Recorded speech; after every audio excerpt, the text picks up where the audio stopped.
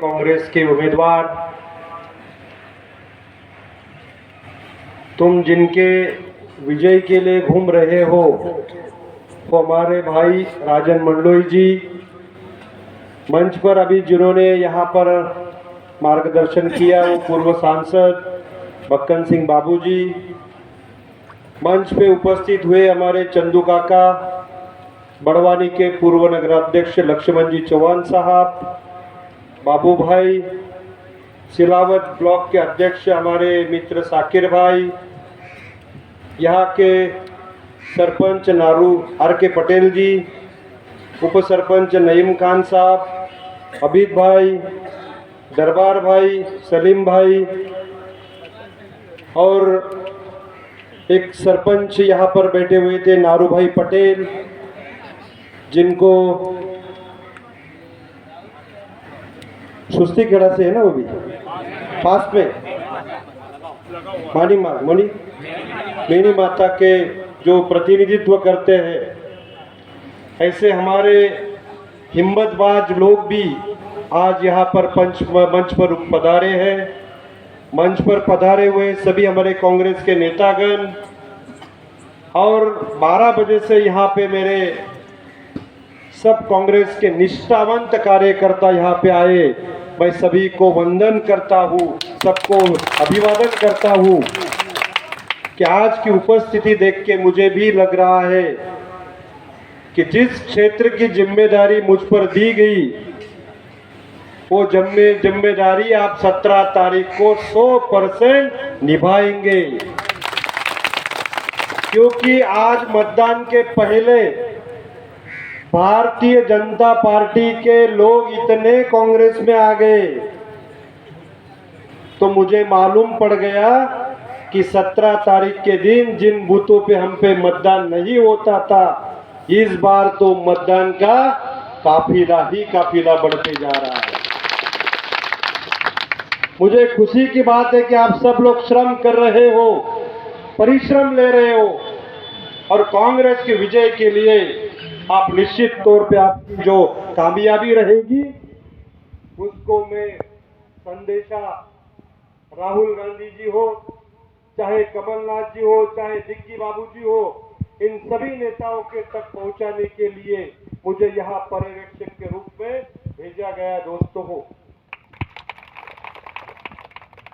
चंदू काका के घर परसों गया था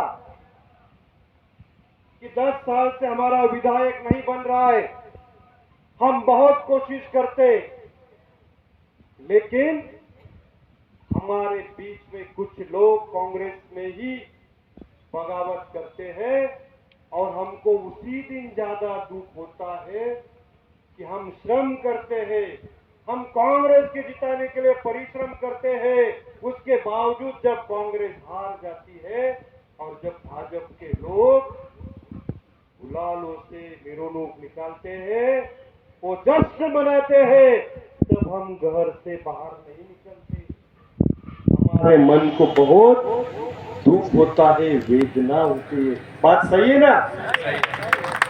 तो दोस्तों, कांग्रेस ने मुझे इसीलिए भेजा है, अगर ऐसे कुछ लोग होंगे कि जो हमारी कांग्रेस को गिराने में अगर लगे होंगे तो उनका नाम मुझे जरूर बताना, समझे आप? तो ऐसे कोई भी लोग होंगे और जो हमसे काम नहीं कर रहे, हमारी पार्टी को जिताने के बजाय वो अगर हराने की बात करते होंगे तो आप मुझे तुरंत फोन करो।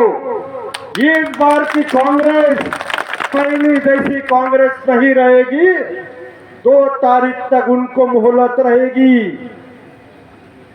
2 तारीख के पहले वो अगर कांग्रेस के मंच पर कांग्रेस की विचारधारा से नहीं जुड़ेंगे तो उनको कांग्रेस से निकालने का हमको आदेश दिया गया। दोस्तों, क्योंकि यही लोग कांग्रेस के खिलाफ काम करते और कांग्रेस की जब सरकार आती है तो सबसे पहले इनका ही लेटर पैड कमलनाथ जी के पास जाता है, लेकिन इस बार ऐसा नहीं होगा, इसीलिए मुझे भेजा गया है। और मैं तुम्हारा बड़वानी ब्लॉक हो चाहे सिलावत ब्लॉक हो, चाहे बोरकटा ब्लॉक हो, चाहे पाटी ब्लॉक हो, मैं सभी ब्लॉकों में अकेला हम लोग घूम रहे। हमको अभी पूरा मालूम पड़ गया है कि कौन लोग कांग्रेस से बगावत करने की कोशिश कर रहे। सारी की सारी रिपोर्ट हम पार्टी की तरफ करने का काम शुरू कर दिया दोस्तों। इसीलिए मैं तुम्हारे साथ हूं। अब डरने की बात नहीं। इस मध्य प्रदेश में कांग्रेस की सरकार आ रही है। जो कल का लेटेस्ट रिपोर्ट है उसमें भारतीय जनता पार्टी को 59 सीट और कांग्रेस को सरकार को 171 सीट मिलने जा रही है।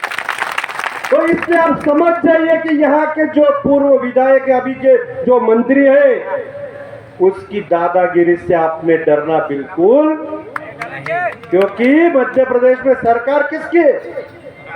कमलनाथ जी की आ रही है। तो यहाँ का कलेक्टर किसका सुनेगा? वो हमारा राजन भाई का सुनेगा। यहाँ का एसपी किसकी बात सुनेंगे? वो मेरे राजन भाई की सुनेंगी। यहाँ का तहसीलदार हो, चाहे जिला पंचायत का अधिकारी हो, सारे लोग अभी राजन भैया के इशारे की याद करेंगे दोस्तों। इसलिए आप यहाँ की जो भाजपा के लोग होंगे इनसे अभी वाकई कभी नहीं डरना है, क्योंकि अभी माहौल पूरा मध्य प्रदेश में कांग्रेस का हो चुका है। आपको बता देता हूँ, बड़वानी जिले में आज तक का इतिहास होने वाला है।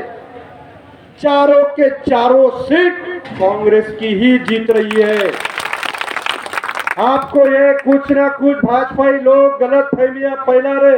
मैं कल बांसामल में था, वहां भी किराड़े नारंग को अगर विरोध भी हो रहा होगा, लेकिन वहां के विरोध करने वाले भाई भी आगे वाले 2-3 दिन के अंदर वो भी कांग्रेस का ही काम करेंगे। केंद्र में भी खड़से जी हो, चाहे पूर्व विधायक जी हो, आज उन्होंने खुद 1000 कार्यकर्ताओं को हमारे जयेश के उम्मीदवार मोन्टू सोलंकी को खाना देके वहां भी उनका नामांकन दाखिल कर दिया।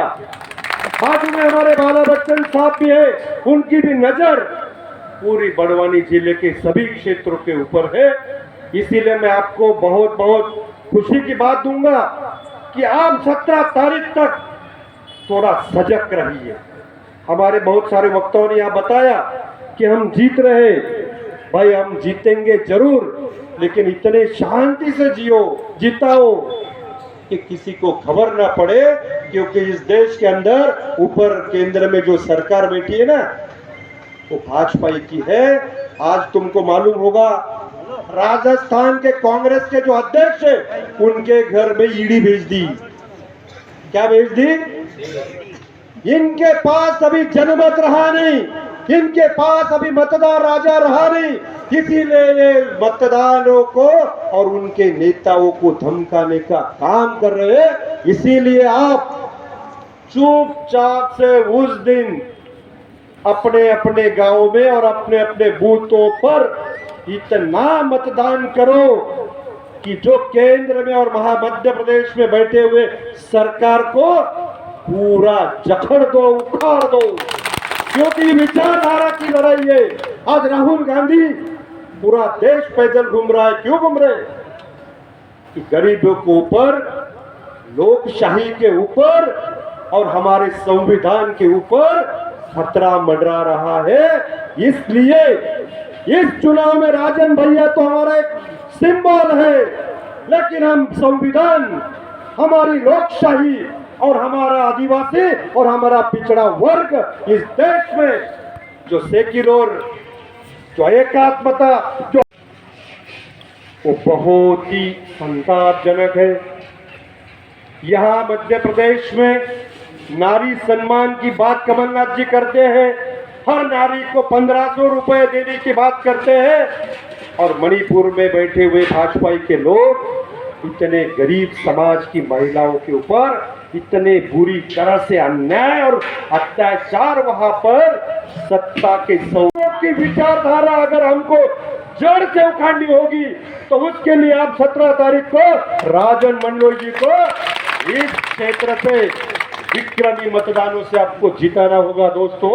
इसीलिए मैं आपको ज्यादा अभी भाषण तो नहीं करूंगा, लेकिन जाते जाते एक ही बात बोलते जाऊंगा कि मेरे को जो जिम्मेदारी दी है उसके लिए आपको भी मुझे कुछ ना कुछ बताना पड़ेगा कि हमारे बीच वाले में से भी कोई, मेरे को बाबूजी का उस दिन का भाषण बहुत पसंद आया था। बाबूजी बोले आप लोग तो सब सही है, लेकिन अपने में से कुछ लोग गड़बड़ वाले हैं। तो मैं बार बार बाबूजी को फोन करता हूँ, बार बार बाबूजी के घर भी जाता हूँ। आज भी मैं सुबह सुबह रमेश भाई के घर गया था। रमेश भाई ने भी मुझे आश्वासित जरूर किया है। मुझे तो वो बता रहे, मैं तो बाहर का आदमी हूँ, मैं तो पर्यवेक्षक के रूप में यहाँ पर आया हूँ, लेकिन मुझे उन्होंने बोला है कि 30 तारीख के दिन, जिस दिन पर्चा कांग्रेस पार्टी भरेगी, उस दिन मैं जरूर आऊंगा, ऐसा मुझे उन्होंने बताया है। अगर वो भी आ जाते होंगे तो हमारे और शक्कर में घी। लेकिन आज का जो माहौल देख रहा हूँ, आप लोगों ने तो ठान लिया है कि परिवर्तन जब जब होता है ना बड़ी ताकतों के सामने, ऐसे राजन मंडल जैसे पैदा होते हैं और ये निष्ठावान आदमी आपके हित में काम करेंगे, गरीबों के लिए काम करेंगे। इतना ही मैं आपको आश्वस्त करूंगा और आपसे विदाई लेता हूँ। जय हिंद, जय महाराष्ट्र।